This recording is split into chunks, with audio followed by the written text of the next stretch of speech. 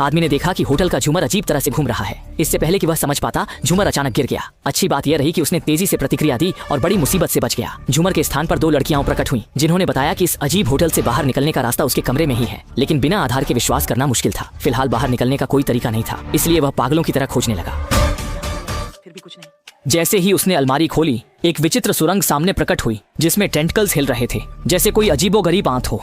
आदमी डर के मारे जड़ हो गया, लेकिन होटल के सिकुड़ने की कल्पना करते हुए उसने उसमें प्रवेश करने का निर्णय लिया। आगे बढ़ते हुए उसे थोड़ी सी रोशनी दिखाई दी।